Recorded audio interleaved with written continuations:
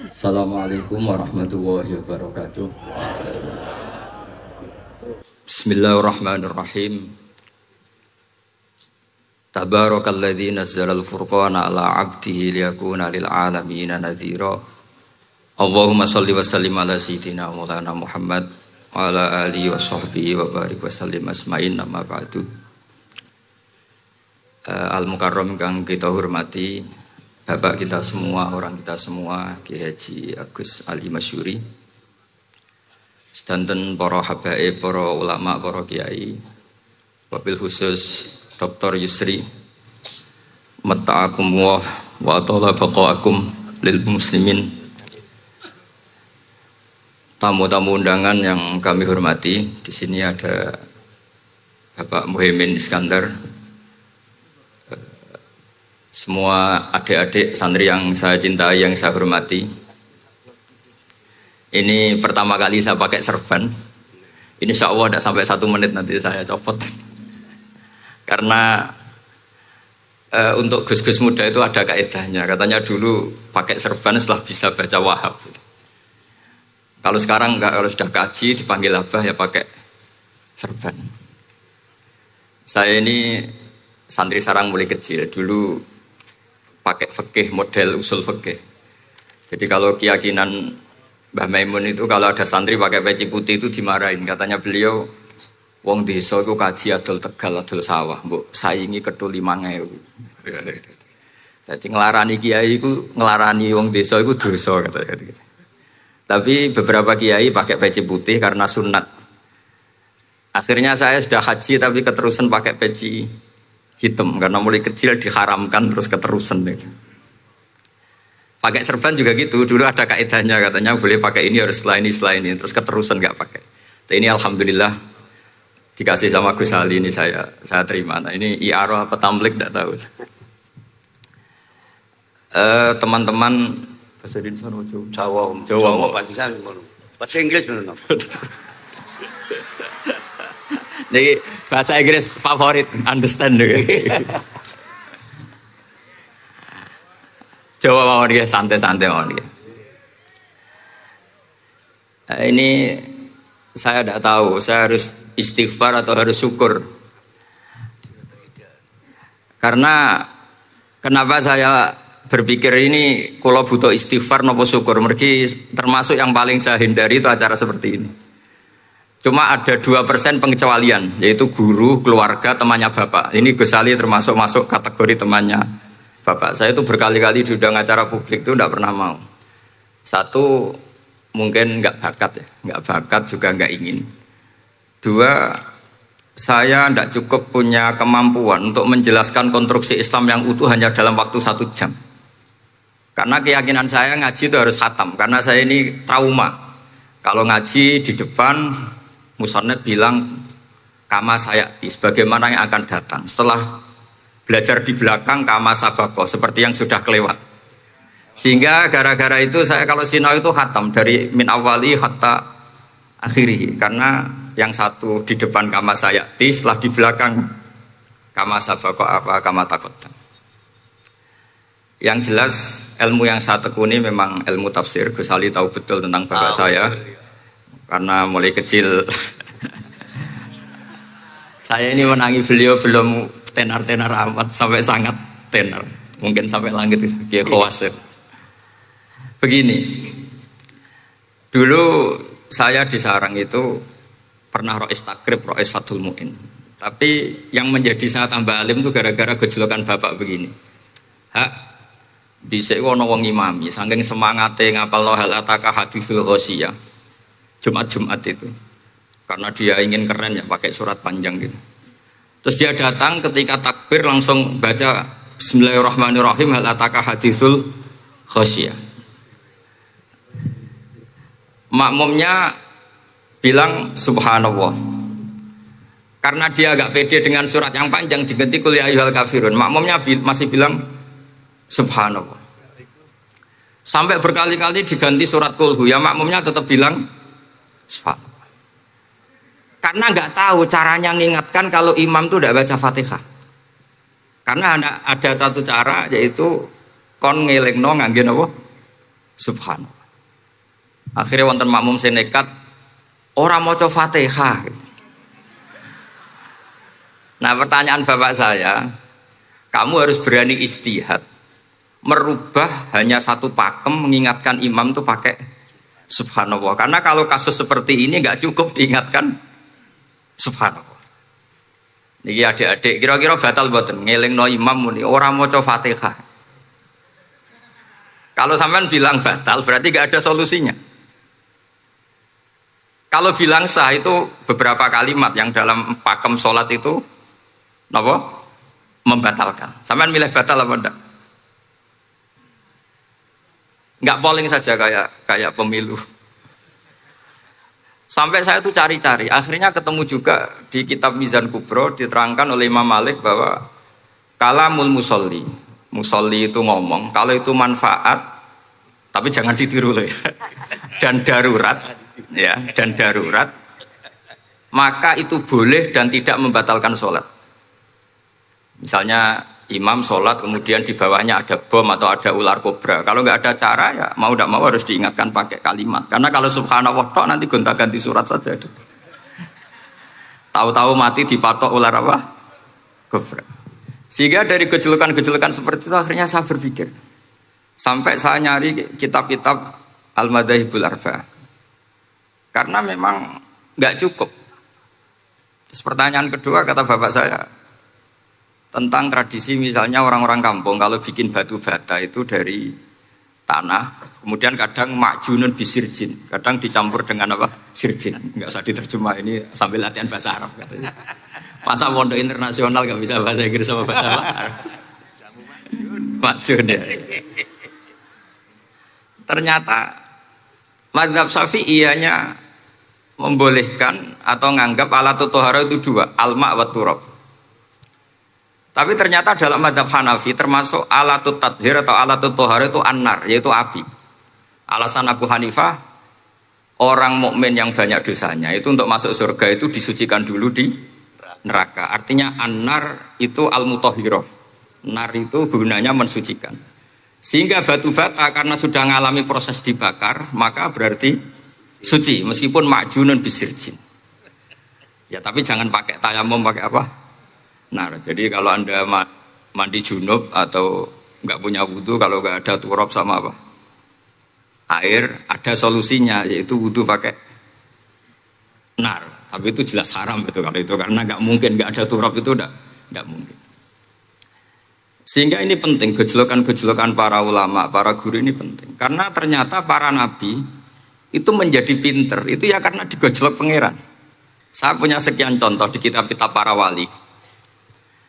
Ketika datang malakul mauti ke Nabi Ibrahim dan akan mengambil nyawanya itu, Nabi Ibrahim tangklek, kowe sapa? Aku malaikat. Ono apa? Ditugasno pangeran mencabut nyawa Anda. Terus kata Nabi Ibrahim, apa kamu tahu saya ini siapa? Ya tahu, Anda Khalilur Rahman, kamu kekasih Allah. Terus kata Nabi Ibrahim, hal ra'aita habiban yumitu habibah. Masa ada kekasih membunuh yang dikasih? Pasti Anda salah. Ya karena malaikat nggak pernah ngaji di sini, di progresif ini. Dia tidak bisa jawab.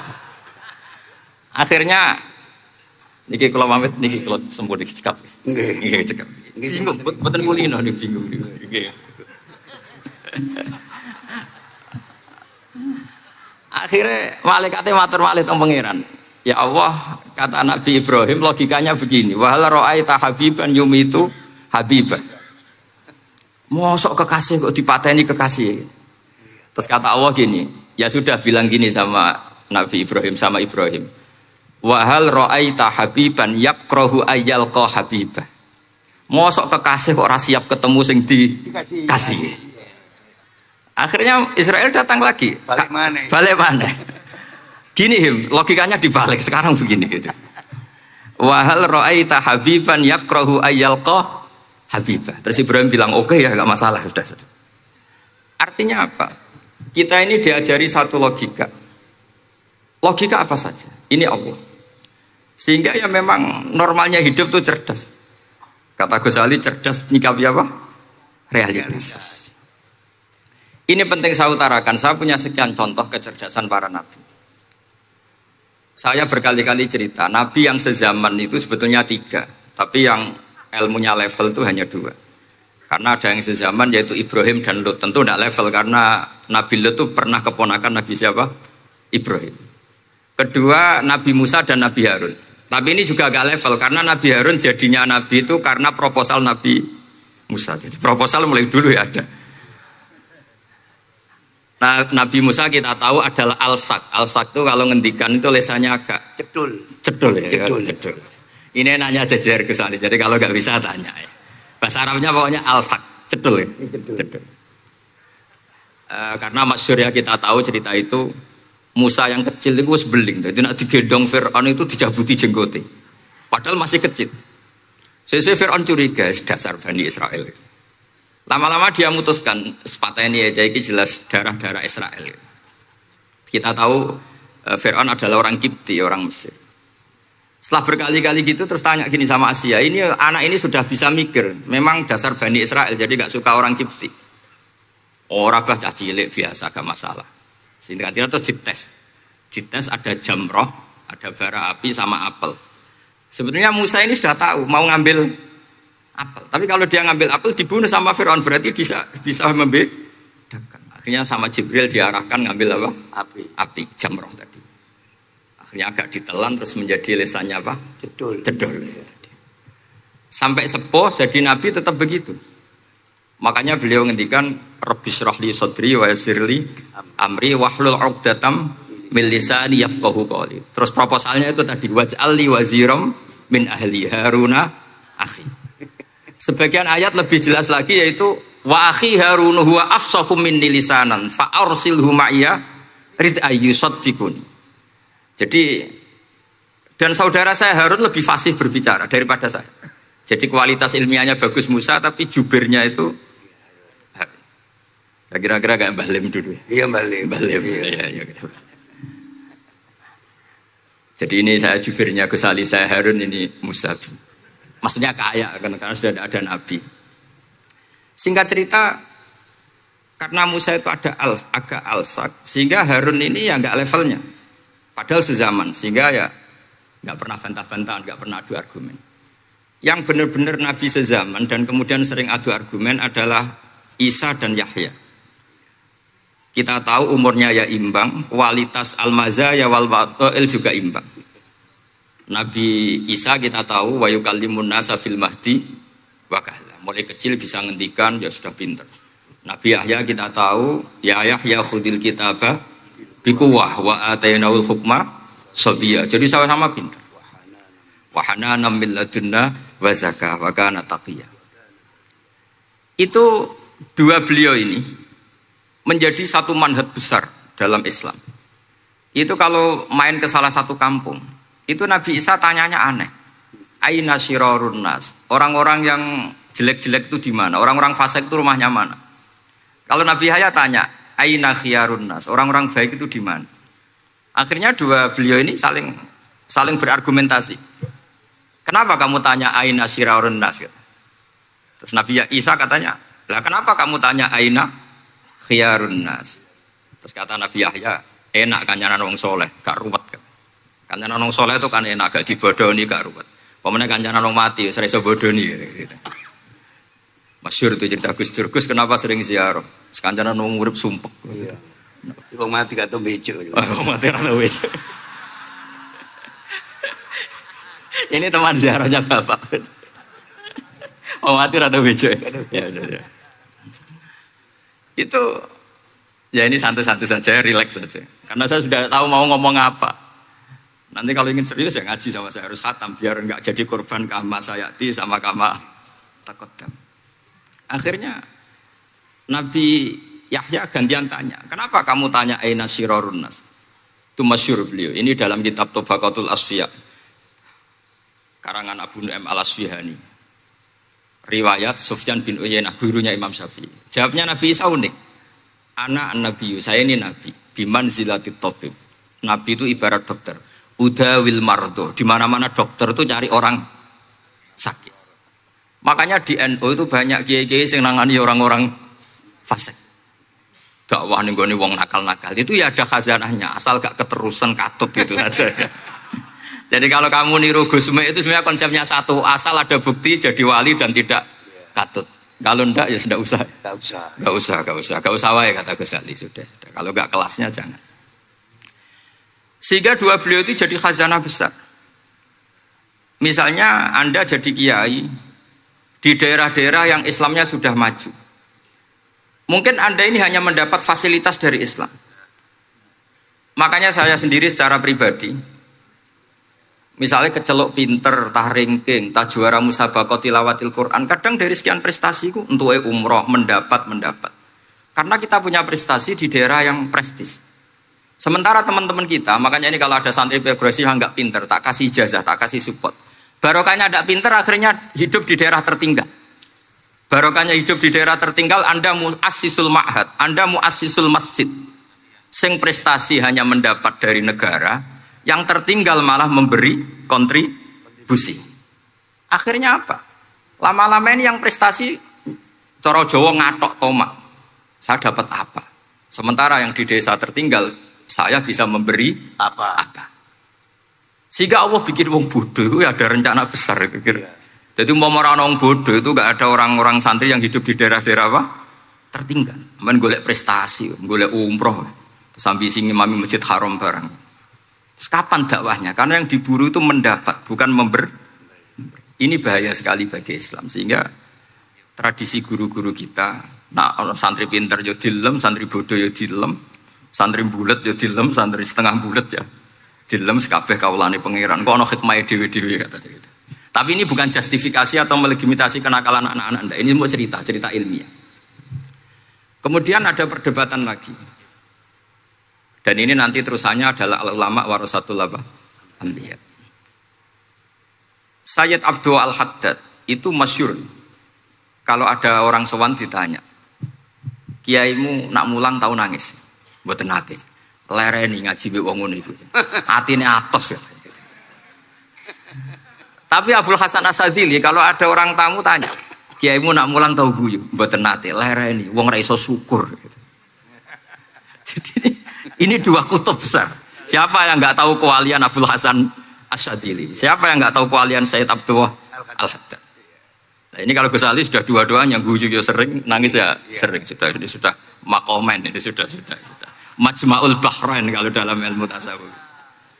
Dan itu mirip perdebatan Nabi Yahya dan Nabi Isa. Nabi Yahya itu happy, hidupnya happy. Kayak bapak saya itu hidupnya happy.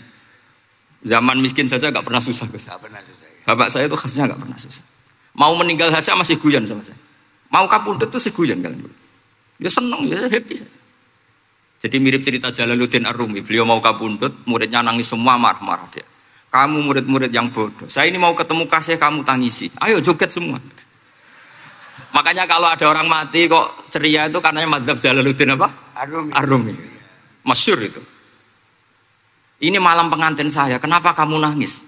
Makanya jadi mitos kalau mimpi jadi manten itu mau mati. Karena kalau Jalaluddin Rumi istilahkan kematian itu adalah pengantin. Umar bin Abdul Aziz salah satu khamisul khulafa masyhur. Ketika mau kapundhut orang nangis semua juga dia marah. Memangnya saya mau kemana kok kamu tangisi? Ila khairi madhubin ila khairi rahimin ila arhamir rahimin. Timbang kumpul kon sumpek. Aduk mati katanya. Memangnya saya mau kemana? Ila khairi madhubin ila, ke zat yang terbaik yang kita tuju. Ini mirip Nabi Yahya. Jika Nabi Isa keclok, mali aroka dohikan ka'annaka ta'manu min makrillah. Kamu kok sering senyum, sering guyu, ngakak-ngakak. Seakan kan kamu tuh tidak pernah akan kena siksa. Nabi Yahya gantian balas. Mali aroka abisan ka'annaka taqnatu min rahmatillah. Lah kamu merenggut terus koyo ora ono rahmate pangeran saja. Ini terus jadi madzhab antara Abdul Hasan Asyadzili dan Sayyid Abdul Al-Haddad. Sayyid Abdul Al-Haddad juga diikuti banyak kiai. Itu kalau habis sholat tuh masih susah, diterima enggak? Sholat kita makbulah apa enggak, puasa kita makbul apa enggak, sujud kita makbul apa enggak. Tapi kalau Abdul Hasan Asyadzili, kalau ada orang tanya gitu dimarahin. Sujud kula ditampi boten ya Sayyid Abdul Hasan Asyadzili. Gak usah mikir ngono, ditegir sujud wis luar biasa. Orang geruang ditegir sujud, gak usah mikir ditampa ta ora. Loh iya, ketika kita nanti ketemu Allah, prestasi betul gak pernah sujud itu. Sebagai hamba kita bangga pernah sujud, terus gak penting ditampa ta ora. Bahkan kalau anak-anak muda ini kepengen ditompo niat elek. Ditompo digajar pangeran terus mlebu swarga terus sama bidadari gitu. Jadi muni ditompo tapi pikirannya sudah ngayal macam-macam. Kalau mazhab Abul Hasan Asyadzili tidak. Sehingga kitab hikam, kita tahu kitab hikam itu adalah dikarang Ibnu Athaillah As-Sakandari, dia muridnya Abdul Abbas Al-Mursi, dan ini terus muridnya Abul Hasan Asyadzili. Itu cerminan Syadziliyah murni. Ya saya ulang lagi, itu cerminan Syadziliyah murni. Sehingga beliau ngendikan masyhur itu, qalilul amali ma'a syuhudil minnah minallah khairun min kasiril amali ma'a ru'yatit taqsir. Jadi amal sedikit tapi yakin itu anugerah Allah, lebih baik beramal banyak tapi masih merasa salah karena ra ono syukure. Makanya bapak saya Gus Ali ana wong abangan gelem salat, gak tahu gak disahno sah terus. Ketika ada orang fikih marah-marah tapi rubah gedang wis rubah gedang lah, pokoke sah terus. Pokoknya sah terus. Ini sangat-sangat sadili berarti.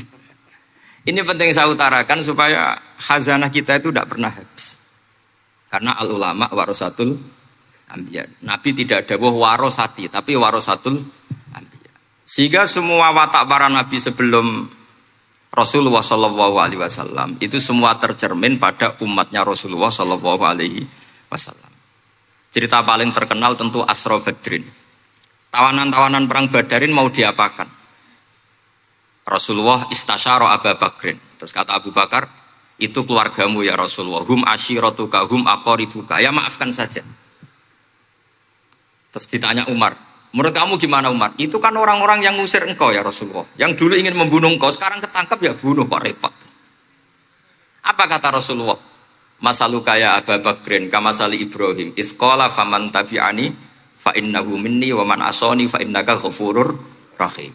Sing prestasi ya alhamdulillah, sing ora prestasi semoga-moga pangeran akeh sepurane. Sudah gitu ya cara kesali ya sih ngono kok repot. Wa masaluka ya Umar kamasalin nuh. Isqala rabbil tadzar alal ardi minal kafirina dayara sudah habisi saja ning donya kok kafir. Tapi anehnya apa? Rasulullah akhudha bi madzhabi Abi Bakar. Nabi mengambil pendapatnya siapa? Abu Bakar. Karena Nabi kena khitab anit tabi millata Ibrahim Hanif. Akhirnya terus keterusan. Akeh kiai NU ana umat salah dibarno nganti ra roh nak salah. Makanya kenangan saya sama Mbak Sal Mahfud karena beliau itu sepupu sama Mbak saya di Sal itu.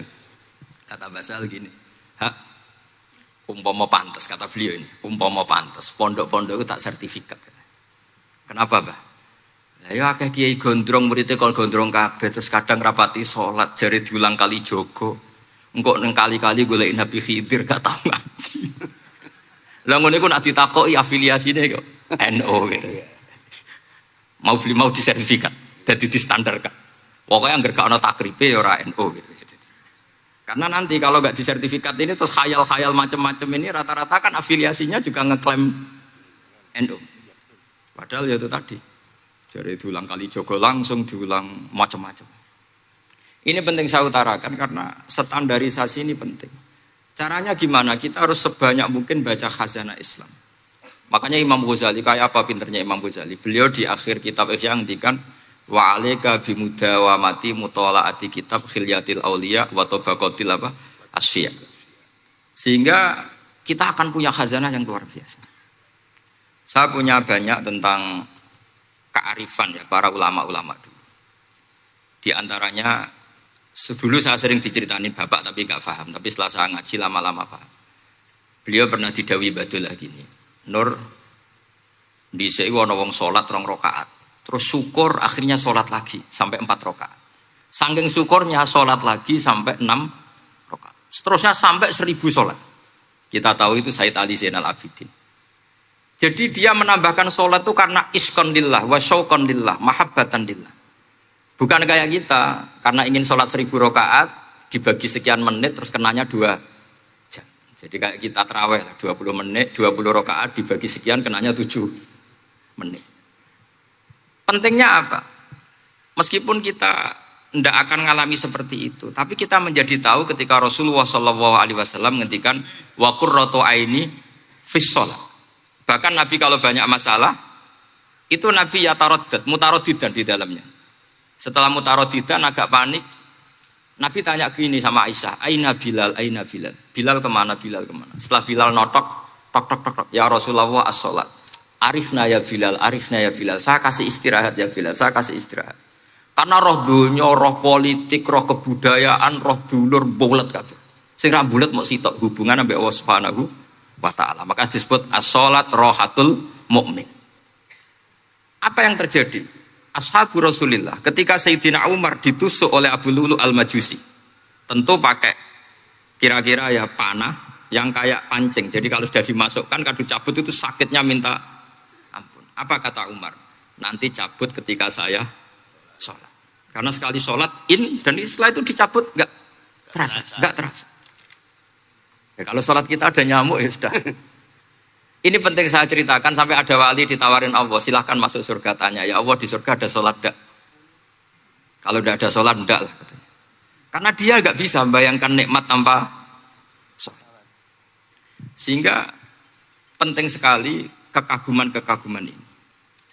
Ketika Sayyidina Umar wafat, di antara yang pertama ditanyakan adalah yang bunuh saya siapa? Itu Hulamul Mughirah, Abu Lulu al-Majusi. Beliau spontan langsung ngendikan gini. Alhamdulillah alladzi ja'ala maniyati biyadi rajulin lam yasjud laka sajdatan tuhajuni biha yaumal qiyamah. Matur nuwun Gusti, saya dibunuh oleh orang yang enggak pernah sujud. Kalau saja dia pernah sujud, saya tidak berani maksudkan dia. Jangan-jangan sujud itu engkau terima kemudian dia min ahlil jannah. Kayak apa pentingnya kenangan sujud? Rasulullah juga pernah ngendikan nanti kalau dunia sudah ruwet, as-sajdatul wahidatu khairun minad dunya wa ma fiha. Satu sujud lebih baik ketimbang dunia seisinya. Karena itu kelayakan kita sebagai hamba. Makanya Abu Hasan Asadili ngendikan, sudahlah kafal amilina jazaan an radhiyakalaka ahlan. Sudah ditakdir ngamal sudah harus syukur. Kok mikir ditompo ta ora usah, gak penting. Itu madzhab Abu Hasan apa? Asadili. Dan itu ditiru para kiai-kiai kita. Madzhab Said Abdul Haddad juga ditiru kiai-kiai kita. Sehingga sedekah Rasulullah ketika ngendikan al ulama warasatul anbiya. Ini penting saya utarakan karena khazanah kita biar tetap kaya. Makanya masyhur dalam Manaqibul Ghazali kita tahu Imam Ghazali itu orang yang luar biasa, pengarang Ihya. Saya punya banyak karangan beliau Al-Arba'in Al-Usul. Tapi yang paling saya cintai tentu Ihya, kitab Mustasfa, kitab Qawaid Fiqih itu Usulul Fiqih. Manaqibul Ghazali adalah Rasulullah pernah jejer Nabi Musa. Terus Rasulullah ngendikan ulama ummati ka anbiya'i Bani Israel. Terus kata Nabi Musa, yang benar saja, masa ulama kok kapasitasnya kayak Nabi apapun hebatnya itu enggak mungkin lah kapasitasnya kayak Nabi. Terus kata Rasulullah, ya sudah buktikan saja. Terus dipanggillah Imam Ghazali. Ketika dipanggil, ini katanya Ghazali katanya. Ditanya sama Nabi Musa, siapa namamu? Ana Muhammad bin Muhammad al-Ghazali at-Tusi asy-Syafi'i. Mau jawabnya panjang. Terus kata Nabi Musa, kecangkeman gitu, cara Jawa itu kecangkeman, ditakoki jeneng kok jawabnya kakean. Terus kata Imam Ghazali, ya lumayan saya. Jenengan ditanya Allah sing ya'lamu sirra wa akhfa saja jawabnya kelebihan gitu. Apa itu kata Nabi Musa? Wa ma tilka bi yaminika ya Musa. Qala ya asaya atawakkau 'alaiha wa ahusyu biha ala ghanami wa liya fiha ma'aribu ukhra. Jadi Nabi Musa ditanya, sing mbok gawa iku apa ta? Ini tongkat saya, tak pakai ini, tak pakai ini, tak pakai ini. Jadi masih banyak kelebihan jenengan timbang saya. Akhirnya fa'aqarra Nabi Musa ini ikrar bahwa benar-benar ulama Rasulillah itu keambiai Bani apa? Israel. Jadi khazanah-khazanah kecerdasan gini ini penting. Sehingga ketika ada kemacetan fikih, ada kejumudan fikih, tugas kita adalah memecahkan kejumudan itu. Misalnya begini, ini yang sering dilakukan Bapak saya dan Gus Ali. Kancanan wong fasik hukumnya piye? Ya ora oleh, wong kok kancanan wong fasik. Tapi kalau dibalik, bina wong fasik boleh ndak? Boleh. Syaratnya bina kudu ngancani. Jadi dibelokkan gitu aja sudah rubah. Hadza huwal fiqh. Yang dikatakan fikih ya seperti itu. Tapi orang-orang yang enggak ngerti detailnya fikih, apalagi usul fikih. Fikih itu menjadi rumit. Makanya ahli sunnah itu luar biasa. Ada orang mati karena narkoba atau karena apa itu? Oplosan. Itu kiai cokre. Itu kiai-kiai alim biasa datang. Itu ya biasa mempersaksikan Nggih, mayite sae nggih. Nggih. Padahal orang itu enggak percaya ini orang mati cokre kok apa? Sae. Padahal dia di kiainya bilang gini, wis sae saiki wis iso nakal katanya. Maksudnya sae sudah mengakhiri semua kenakalannya lewat apa? Lewat kematian tadi. Karena itu doa Rasulullah. Rasulullah itu kalau ngedikan itu luar biasa. Allahumma ij'alil hayata ziyadatan li fi kulli khairin wal mauta rahatan li min kulli syarrin. Ya Allah, jadikan hidup ini ziyadatan li fi kulli khairin. Jadi anggap saja kalau hidup itu berarti potensi tambah baik. Anggap saja kalau mati itu akhir dari segala keburukan. Berarti orang cuprik ini mati itu baik apa buruk? Baik, karena dia sudah tidak bisa buruk lagi. Makanya saya nah, ini khazanah yang luar biasa. Karena tadi kematian adalah ar-rohah min kulli apa? Syarrin.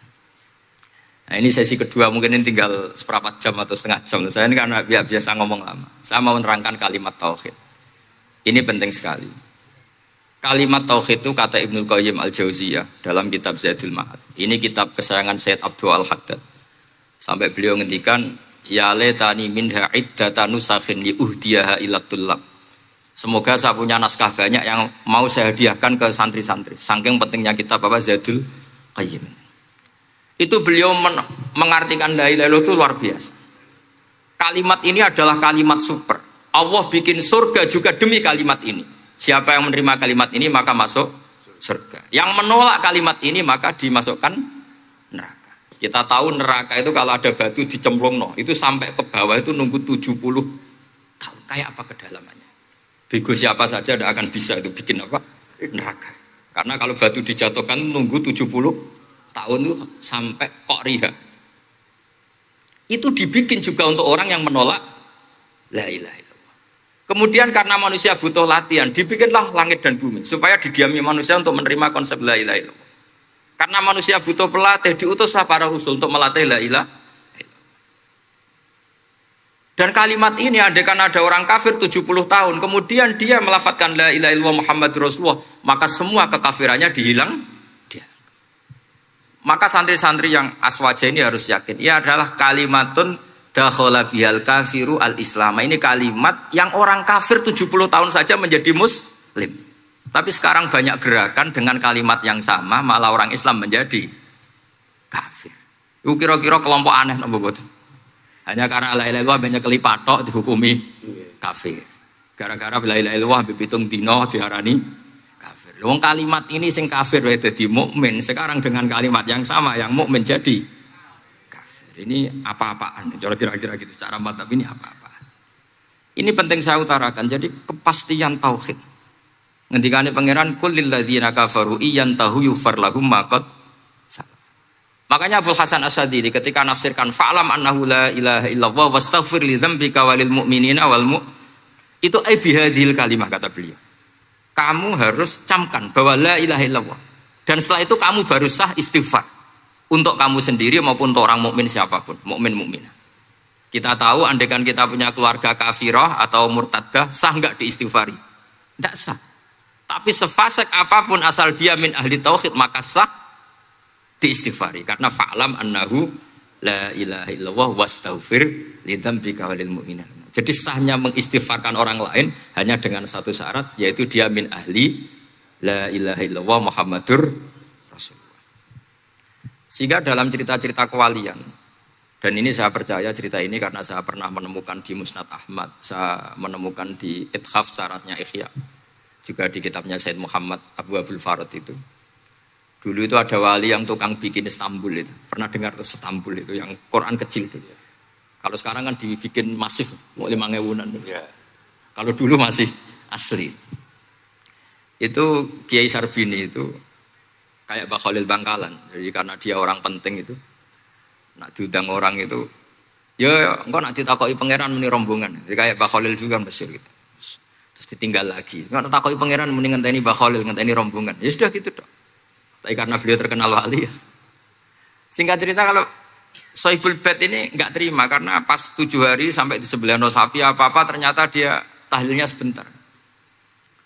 Terus kata beliau, ya sudah semua makanan itu ditimbang pakai pohon kelapa.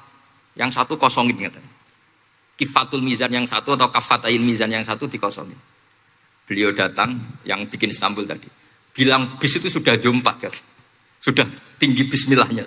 Kata beliau, bismillahku ra genep wis ngalahno pakananmu, apalagi genep kata. Ini penting saya utarakan nanti di cerita yang di kitab Musnad Ahmad. Ini perlu dicamkan.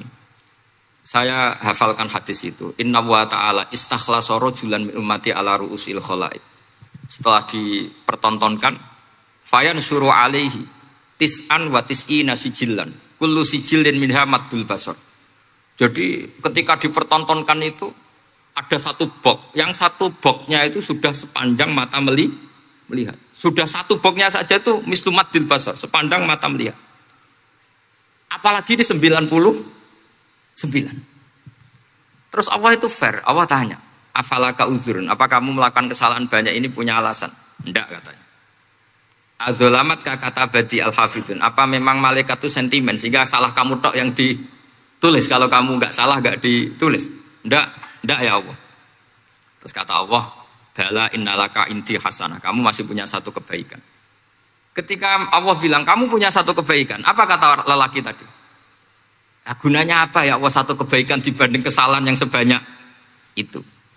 Akhirnya kesalahan yang sebanyak itu ditimbang, si timbang satunya itu hanya la ilaha illallah Muhammadur Rasulullah. Fatoshat as-sijillat, semua catatan salah tadi kalah. Kenapa? Fala yaskulu ma'asmillahi ta'ala syai'un, karena di dunia maupun akhirat tidak ada yang bisa mengalahkan kalimat thayyibah. Tapi sekarang kalimat thayyibah itu jadi tersangka. Nah, ini makanya saya mohon santri-santri hujjiyatu ahli sunnah wal jamaah ini harus mustaqirrah, harus sabitah, harus benar-benar berargumentatif. Sehingga kita tahu setahu-tahunya bahwa kalimat ini adalah kalimat yang orang kafir saja menjadi muslim. Masa dengan kalimat yang sama orang mukmin menjadi kafir. Ini penting saya utarakan karena kita harus terus belajar. Caranya gimana? Ya diantaranya tadi belajar kitab Ihya, beberapa kitab.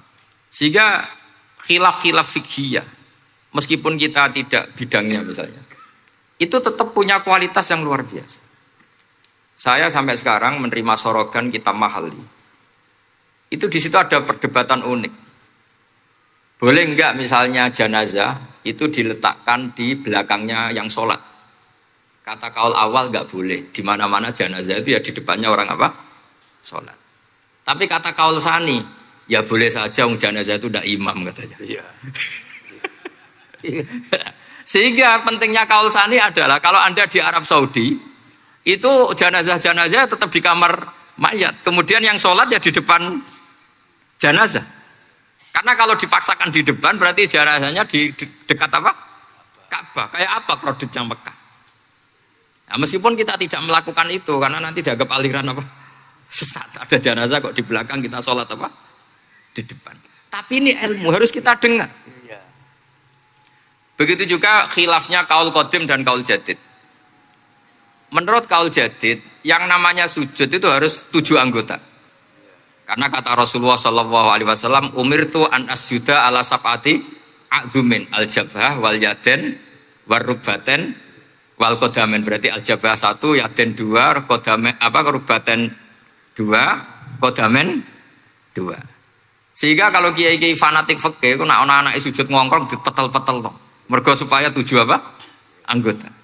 Tapi kata Imam Syafi'i dalam kaul qadim, kata beliau, wayah tamilu, mungkin saja sujud itu cukup pakai jabhah. Karena dalam doa Nabi itu hanya sajadalaka wajhi wa sam'i wa basori. Tidak ada Nabi dongo sajadalaka wajhi wa yadi wa rubbati wa qadami. Jadi kecerdasan ulama-ulama dulu itu luar biasa. Sehingga kalau kita baca pembanding-pembanding itu, lama-lama kita menjadi cerdas. Ini yang terakhir saya cerita tentang Imam Ghazali. Dulu banyak orang yang bermadzhab pentingnya uzlah. Sehingga banyak ulama yang uzlah. Alasannya kumpul wong serepot tok. Paling gak ngerasani wong lah. Minimal dosanya ngerasani wong. Singkat cerita banyak ulama yang uzlah. Kemudian umat ini dipimpin aliran-aliran sesat. Terus ulama yang uzlah-uzlah itu diparani sama ulama yang sudah jadi wali. Ya akalatal hasis karena dia di hutan sehingga makannya hanya rumputan. Taraktum ummata Muhammadin sallallahu alaihi wasallam fi aidil mubtadi'ah. Betul uzlah itu baik, tapi membiarkan umatnya Nabi dipimpin orang-orang yang sesat. Makanya kita terima kasih sekali Gus Ali ada di antara kita, membimbing kita, membina kita. Jangan terus dunia wis rusak tinggal nawa tidak bisa. Ini ummatur Rasulillah. Ummatun marfumah, ummatun mahfudhah, ummatun mar'iyah. Insyaallah apapun kondisinya kita tunggu ini, baik dalam skala negara, masyarakat maupun kultural. Saya kira demikian. Wassalamualaikum warahmatullahi wabarakatuh.